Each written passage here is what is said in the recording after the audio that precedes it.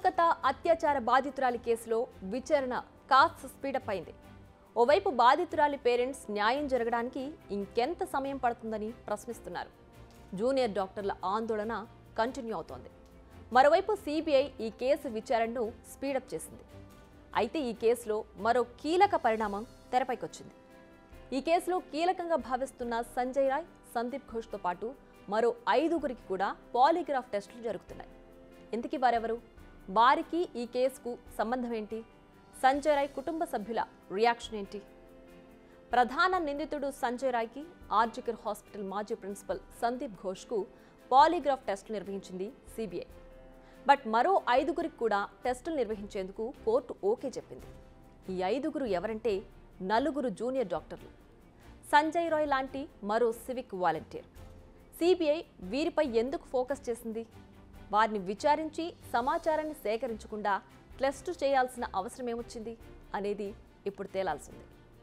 ఇప్పటి వరకు ఉన్న సమాచారం ప్రకారం తలా తోకా లేకుండా మాట్లాడుతున్న వారిలో సంజయ్, సందీప్ మాత్రమే కాకుండా ఈ 4 జూనియర్ డాక్టర్లు, సివిక్ వాలంటీర్ కూడా ఉన్నారు. ఈ 5గురు ఇచ్చిన స్టేట్మెంట్స్ అస్సలు సరిపోవడం లేదు. వీరంతా ఈ దారుణం జరిగిన రోజు ఆ పరిసరాల్లోనే ఉన్నారు. కానీ ఒక్కొక్కరి స్టేట్మెంట్ ఒక్కోలా ఉంది. దీంతో వీరేదో దాస్తున్నారన్న అనుమానం సిబిఐ అధికారులకు వచ్చింది. అంతేకాదు సాక్ష్యాలను కూడా చెరిపేయడంలో వీరి హస్తం ఉందా అనే అనుమానం కూడా అధికారులకు వచ్చింది. అందుకే మొత్తం 7గురికి పాలిగ్రాఫ్ టెస్టులు చేసేందుకు అనుమతి తీసుకుంది. మరోవైపు ఆర్జికర్ హాస్పిటల్ ఆర్థిక అవకతవకలపై స్పెషల్ ఇన్వెస్టిగేషన్ టీం దర్యాప్తు చేసింది. దీనికి సంబంధించిన డాక్యుమెంట్స్ను సిబిఐకి అందించింది సిట్. ఈ కేసులో విచారణ ఎదుర్కొంటున్న డాక్టర్లు, నర్సుల సంఖ్య ఎంతో తెలుసా? 18. ఎస్, మొత్తం 18 మందిని ప్రస్తుతం సిబిఐ విచారిస్తోంది. అయితే వీరందరిపై సోషల్ మీడియాలో తప్పుడు ప్రచారం జరుగుతోంది. వీరంతా ఘటన జరిగిన రోజు నుంచి కనపడకుండా పోయారని, కానీ వీరంతా పోలీసులకు, సిబిఐకు పూర్తిగా సహకరిస్తున్నారని తెలుస్తోంది. అంతేకాదు ఆర్జికర్ హాస్పిటల్ అవుట్పోస్ట్లో ఉన్న పోలీసులను కూడా ఇప్పటికే సిబిఐ ప్రశ్నించింది. ఈ కేసులో మరో ఇంట్రెస్టింగ్ డెవలప్మెంట్ జరిగింది. నిజానికి ఇది డెవలప్మెంట్ అనే కంటే ట్విస్ట్ అని చెప్పాలి. ఇప్పటి వరకు ఈ దారుణం చేసింది నేనే, కావాలంటే ఉరి తీసుకోండి అంటూ ప్రకటించిన సంజయ్ రాయ్ కోర్టులో జడ్జి ముందు ఏడ్చేశాడు. తాను అమాయకుణ్ణని, తనకే పాపం తెలియదని అంటున్నాడు.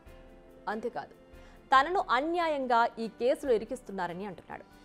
నిజానికి సంజయ్లో ఇంత మార్పు చూసి అంత షాక్ అయ్యారు. సంజయ్ నేరాన్ని అంగీకరించినట్లు ఇటు బెంగాల్ పోలీసులు, అటు సిబిఐ అధికారులు తెలిపారు. ఇక కోల్కతా అత్యాచారంపై నిందితుడు సంజయ్ రాయ్ సిస్టర్ స్పందించింది. గడిచిన 17 ఏళ్లలో అసలు సంజయ్తో తనకు సంబంధాలు లేవని చెప్తోంది. ఇష్టం లేని పెళ్లి చేసుకున్నందుకు తనతో ఎవరు మాట్లాడరని అంటోంది. బట్ సంజయ్ చిన్నప్పుడు అందరి పిల్లల్లానే ఉండేవాడని, పెద్దయ్యాక సివిక్ వాలంటీర్గా చేరాడని చెప్తోంది. అక్కడ కూడా ఎలాంటి గొడవలు పెట్టుకున్నట్లు తెలియదని అంటోంది. అయితే ఈ దారుణానికి పాల్పడింది సంజయే అనే విషయం ఇంకా తేలలేదు. కానీ ఒకవేళ చేసింది మాత్రం తనే అయితే తనకు ఎలాంటి శిక్ష విధించినా తప్పు లేదని చెప్తోంది ఆమె.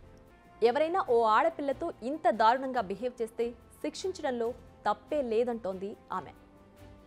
మొత్తానికైతే విచారణ ప్రస్తుతానికి వేగంగానే జరుగుతోంది. అదే సమయంలో ఈ అంశంలో రాజకీయం కూడా జోరుగానే జరుగుతోంది. తృణమూల్ నేతలంతా బాల్ను సిబిఐ కోర్టులోకి తోసేస్తున్నారు. చేయాల్సిందంతా సిబిఐనే అని ఆ రాష్ట్ర సీఎం మమతా బెనర్జీ నుంచి గల్లీ లీడర్ వరకు చెప్తున్నారు. ఇప్పుడు సిబిఐపై ప్రెషర్ పెరిగిపోయింది. మరోవైపు జూనియర్ డాక్టర్లు ఆందోళనను విరమించి విధుల్లో చేరాలన్న డిమాండ్లు పెరుగుతున్నాయి. సామాన్య రోగులు ఇబ్బందులు ఎదుర్కొంటున్నారని చెప్తున్నారు. మరి దీనిపై డాక్టర్లు ఎలా స్పందిస్తారనేది చూడాలి. బిగ్ టీవీ అవుట్లుక్ కథనాలు నచ్చితే వెంటనే బిగ్ టీవీ ఛానల్ ను సబ్స్క్రైబ్ చేయండి.